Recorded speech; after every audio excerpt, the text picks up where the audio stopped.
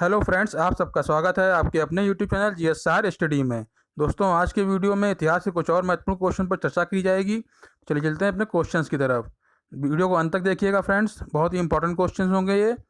पहला क्वेश्चन कह रहा है, बुद्ध के जन्म के पूर्व भारतवर्ष कितने हुआ था? तो दोस्तों, बुद्ध के जन्म से पहले भारतवर्ष 16 महाजनपदों में बटा हुआ था। इसका सही आंसर है ऑप्शन नंबर 3, 16। अगला क्वेश्चन देखते हैं। 16 महाजनपदों की जानकारी हमें किस ग्रंथ से मिलती है? तो दोस्तों, इसका सही आंसर है ऑप्शन नंबर 2, अंगुत्तर निकाय। अंगुत्तर निकाय जो है वो एक बौद्ध ग्रंथ है और इसी में सबसे पहले 16 महाजनपदों के बारे में विस्तार से वर्णन किया गया है। अगला क्वेश्चन देखते हैं। निम्न में से कौन सुमेलित नहीं है? तो दोस्तों, अपने ऑप्शन चेक करते हैं। ऑप्शन नंबर 1 में कह रहा है अंग। अंग महाजनपद जो है वो उसकी राजधानी क्या थी? चंपा। ये सही है एकदम। मगध महाजनपद की राजधानी थी गिरिब्रज या राजगृह। ये भी सही दिया हुआ है।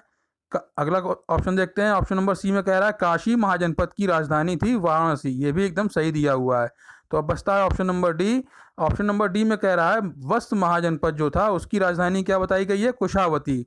लेकिन वस्त जनपद की राजधानी जो थी दोस्तों वो थी कौशाम्बी। तो ये ऑप्शन नंबर जो है डी इसमें सुमेलित नहीं है। इसका सही आंसर क्या होगा? ऑप्शन नंबर डी, वस्त महाजनपद की राजधानी थी कौशाम्बी। अगला क्वेश्चन देखते हैं। निम्न में से कौन सुमेलित नहीं है? इसमें भी वही महाजनपद और उनकी राजधानी का मिलान कराया जा रहा है। तो ऑप्शन नंबर ए में कह रहा है वज्जी महाजनपद की राजधानी है वैशाली या विदेह या मिथिला। ये तीनों एक ही राजधानी के नाम है दोस्तों।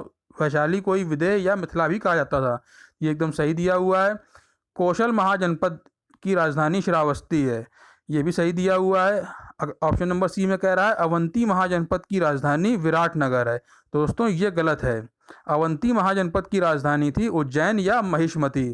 तो इसका सही आंसर क्या होगा? Option number C. अगला ऑप्शन देख लेते हैं। मल्ल महाजनपद जो है उसकी राजधानी कुशावती थी दोस्तों। ठीक है, तो इस क्वेश्चन का सही आंसर है ऑप्शन नंबर सी, अवंती महाजनपद की राजधानी विराटनगर ना होकर उज्जैन या महिष्मती थी। अगला क्वेश्चन देखते हैं। ये भी वही है कि महाजनपद और राजधानी का मिलान करना है इस क्वेश्चन में भी। तो अपने ऑप्शन चेक करते हैं। ऑप्शन नंबर ए में कह रहा है पंचाल महाजनपद की राजधानी मथुरा है। तो दोस्तों, ये गलत दिया हुआ है। पहला ही ऑप्शन यहाँ पे मिल गया है गलत। तो पंचाल महाजनपद जो था उसकी राजधानी थी अहिछत्र या काम्पिल्य। ठीक है दोस्तों, तो ये पहला ऑप्शन इसका सही है, ऑप्शन नंबर ए। बाकी महाजनपद भी चेक कर लीजिए। चेदी महाजनपद की राजधानी शक्तिमती, कुरु महाजनपद की राजधानी इंद्रप्रस्थ और मत्स्य महाजनपद की राजधानी विराटनगर। ये सारे महाजनपद आपको याद होने चाहिए और इनकी राजधानियां भी याद होनी चाहिए। अगला क्वेश्चन देखते हैं। ये भी उसी से संबंधित क्वेश्चन है। महाजनपद और उनकी राजधानी का मिलान कराया रहा है यहाँ पर। ऑप्शन नंबर ए में कह रहा है कंबोज महाजनपद की राजधानी हाटक है। ये एकदम सही दिया हुआ है। शूरसेन महाजनपद की राजधानी क्या बताई जा रही है? मथुरा। ये भी एकदम राइट आंसर है। और ऑप्शन नंबर सी में कह रहा है अशमक महाजनपद की राजधानी है उज्जैन। दोस्तों, ये गलत दिया हुआ है। अशमक महाजनपद की राजधानी थी पोटली या पोतन। ठीक है दोस्तों, अगला ऑप्शन देख लेते हैं। गांधार की महाजनपद की राजधानी तक्षशिला। ये भी सही दिया हुआ है। तो ऑप्शन नंबर सी इस क्वेश्चन का राइट आंसर है। अशमक महाजनपद की राजधानी पोटली या पोतन थी दोस्तों। ठीक है, अगला क्वेश्चन देखते हैं। जैन तीर्थंकर पार्श्वनाथ से संबंधित प्रतीक कौन सा है?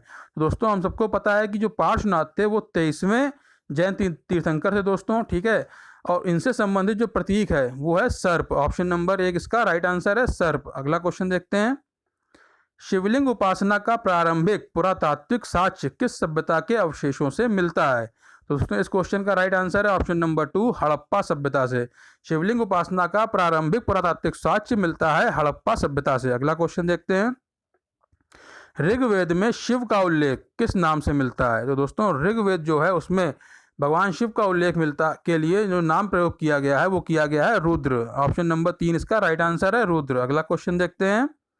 अथर्ववेद में शिव को क्या कहा गया है? तो दोस्तों, अथर्ववेद में भगवान शिव को कई नामों से पुकारा गया है, जिसमें से कौन कौन से हैं? भव सही है, पशुपति सही है, भूपति भी सही है। तो इस क्वेश्चन का राइट आंसर यहाँ पर होगा ऑप्शन नंबर 4, उपरोक्त सभी।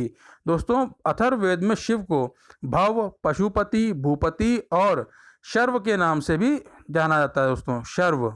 ठीक है, ये 4 नामों से बुलाया गया है शिव को अथर्ववेद में। अगला क्वेश्चन देखते हैं। लिंग पूजा का पहला स्पष्ट वर्णन कहाँ से मिलता है? तो दोस्तों लिंग पूजा का पहला स्पष्ट वर्णन मिलता है मत्स्य पुराण से। ऑप्शन नंबर 3 इसका राइट आंसर है इस क्वेश्चन का, मत्स्य पुराण। महाभारत के अनुशासन पर्व में भी लिंग पूजा का उल्लेख किया गया है। अगला क्वेश्चन देखते हैं, रुद्र के पत्नी के रूप में पार्वती का नाम कहाँ मिलता है? तो दोस्तों रुद्र की पत्नी के रूप में पार्वती जी का नाम मिलता है तैत्तिरीय आरण्यक में। ठीक है, ऑप्शन नंबर 4 इसका राइट आंसर है तैत्तिरीय आरण्यक। अगला क्वेश्चन देखते हैं, वामन पुराण में शैव संप्रदाय की संख्या कितनी बताई गई है? तो दोस्तों वामन पुराण में शैव संप्रदाय की संख्या बताई गई है 4। ऑप्शन नंबर 1 इसका राइट आंसर है। ये 4 जो शैव संप्रदाय बताए गए हैं वामन पुराण में, कौन कौन से हैं? पहला है पाशुपत, दूसरा है कापालिक, तीसरा है कालामुख और चौथा है लिंगायत। भगवान शिव के उपासक शैव कहलाते थे और शिव से संबंधित धर्म को शैव धर्म कहा जाता है। दोस्तों अगला क्वेश्चन देखते हैं, पाशुपत संप्रदाय के संस्थापक कौन थे? तो जो हम लोगों ने बात की इसके पहले वाले क्वेश्चन में कि वामन पुराण में 4 संप्रदाय बताए गए हैं, 4 शैव संप्रदाय, उसमें पहला कौन था? पाशुपत। उसी संप्रदाय की बात की जा रही है। पाशुपत संप्रदाय के संस्थापक कौन थे? तो दोस्तों इसका सही आंसर है लकुलीश। ऑप्शन नंबर 3 इसका राइट आंसर है लकुलीश। अगला क्वेश्चन देखते हैं, दोस्तों शैवों का सर्वाधिक प्राचीन संप्रदाय कौन सा है? पाशुपत संप्रदाय है। अगला क्वेश्चन कह रहा है, पंचार्थिक किस शैव संप्रदाय के अनुयायी कहलाते थे? दोस्तों किस शैव संप्रदाय के अनुयायियों को पंचार्थिक कहा जाता था? तो इसका सही आंसर है पाशुपत संप्रदाय। ऑप्शन नंबर 3 इसका राइट आंसर है। पाशुपत संप्रदाय के जो अनुयायी थे वो पंचार्थिक कहलाते थे। अगला क्वेश्चन देखते हैं, पाशुपत संप्रदाय का प्रमुख सैद्धांतिक ग्रंथ कौन सा है? तो दोस्तों पाशुपत संप्रदाय का प्रमुख सैद्धांतिक ग्रंथ है पाशुपत सूत्र। ऑप्शन नंबर 1 इसका राइट आंसर है पाशुपत सूत्र। अगला क्वेश्चन देखते हैं, कापालिक संप्रदाय के इष्ट देव कौन थे? तो दोस्तों कापालिक संप्रदाय जो था शैव संप्रदाय का ही एक अंग, उसके इष्ट देव माने जाते हैं भैरव। ऑप्शन नंबर 2 इसका राइट आंसर है भैरव। कापालिक संप्रदाय का प्रमुख केंद्र श्रीशैल नामक स्थान था। दोस्तों कापालिक संप्रदाय का प्रमुख केंद्र कौन सा था? श्रीशैल। अगला क्वेश्चन देखते हैं, कालामुख संप्रदाय के अनुयायियों को शिव पुराण में क्या कहा गया है? तो दोस्तों कालामुख संप्रदाय जो शैव संप्रदाय का एक हिस्सा है, उसके अनुयायियों को शिव पुराण में कहा गया है महाव्रतधर। ऑप्शन नंबर 2 इसका राइट आंसर है महाव्रतधर। ऐसा इन लोगों को इसलिए कहा जाता था क्योंकि कालामुख संप्रदाय के लोग जो थे वो नर कपाल यानी जो मनुष्य का कपाल होता है उसी में भोजन ग्रहण करते थे। भोजन, जल तथा सुरापान वो नर कपाल में ही किया करते थे और अपने शरीर पर चिताभस्म मलते थे। अगला क्वेश्चन देखते हैं, लिंगायत संप्रदाय कहाँ प्रचलित है? तो दोस्तों लिंगायत संप्रदाय दक्षिण भारत का प्रमुख संप्रदाय माना जाता था। तो इसका सही आंसर है ऑप्शन नंबर 4, दक्षिण भारत में प्रचलित है लिंगायत संप्रदाय।